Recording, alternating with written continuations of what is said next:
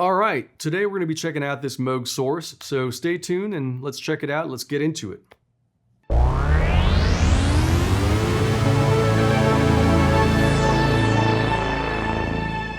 Hi there, I'm Roland. This is Alma Music Center, San Antonio, Texas. Be sure to check us out on YouTube. It's the Alma Music Sound Lab, and click subscribe. We've got a lot of great videos there, and there's more coming up in the future. Today, we're going to be checking out a really cool classic synthesizer, the Moog Source. We'll get into it and we'll get a chance to listen to it, so stay tuned and we'll check it out. The Moog Source synthesizer, right about 81, 82 is when it was unveiled, and it was to be the Mini Moog replacement. So, Bob Moog decided to go a different route and, instead of having a panel filled with knobs to control every parameter of the synthesizer, he went with something that was quite a bit different. It's a membrane panel. And although it looks really cool, I love the color scheme on it. I love the layout. It's so retro and so cool, but it doesn't have all the knobs real time and ready, right? So if you're getting ready to do a performance live, or if you're in the studio and you want to tweak stuff live real time, it's a little bit of a hindrance, right? You can still touch any particular one of these buttons here and get them to activate, but anything that had to have an incremental value change, like a knob would do, you'd have to resort to using the incremental control wheel on this side of the panel. It's kind of like a weighted wheel. If I turn it, it keeps on spinning slowly by itself. And it does work extremely well. So the sensitivity factor of the knob is cool. That's not a problem there. The problem with this knob is that the sensor underneath it tends to fail every once in a while, throughout time, that is. You might get lucky and have a Moog Source that will never have that problem, and then you might be one of the ones that would have those problems. I've had about 4 of these Source keyboards in my 30-year span of synthesizers, and 2 out of those 4 have had that issue with the control wheel. And getting a direct replacement for this wheel is very problematic. It's very difficult. In one instance, I had a technician get clever and kind of quasi rebuilt it, so to speak, and it turned out fine after that. But getting a tech involved to repair that wheel is about the biggest Achilles heel of this synthesizer. Again, the membrane panel is cool and it does serve its purpose extremely well. I just wish it had knobs. I'm just that kind of guy. But beyond all that, what about the sound? The sound is really, really awesome. It really kind of makes all those little things I talked about little. The sound is very much, to me in my ears, like a Mini Moog, although it's only 2 oscillators. So when you think about it, with a Mini Moog, you have 3 oscillators, and one of them can serve as an LFO. So when I was programming as a Mini Moog for albums, I would always kind of resort to using that third oscillator as an LFO. And I really just used the Mini Moog as a 2 oscillator synthesizer. And if you kind of think about it that way, it really does do the Mini Moog things. You have both oscillators, and you do have a dedicated LFO that's besides. Sonically, it's bold, it's creamy, it's bright, it's sweet, it's deep, it's lush, it's all of those things and more. Bass lines, huge. Lead lines, awesome and creamy. This thing delivers in leads and basses. It's a very simplistic synthesizer, so you won't have too much deep diving onto it. I'd venture to say that you really can't coax more than basses and leads, unless you get really, really wacky with the high speed on the LFO.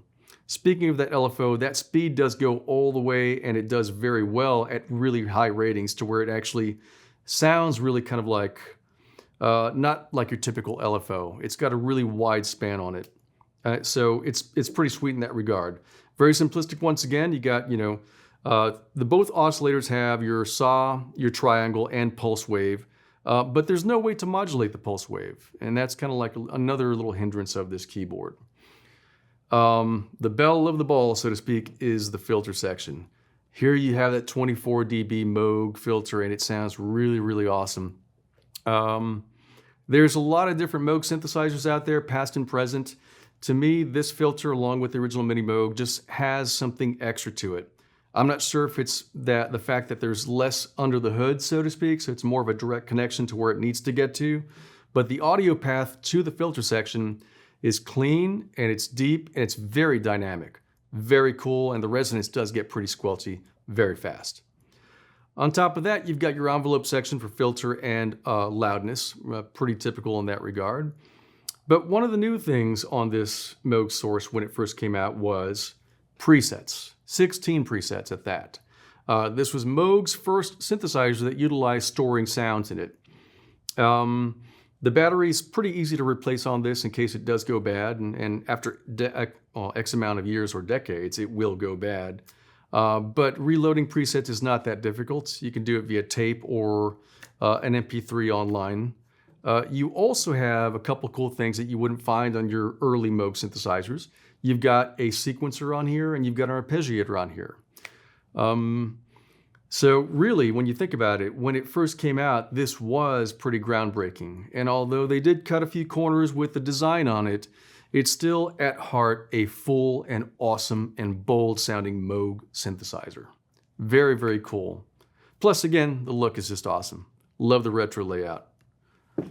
So we've talked a lot about it. Why don't we check it out in action? Let's listen to this source.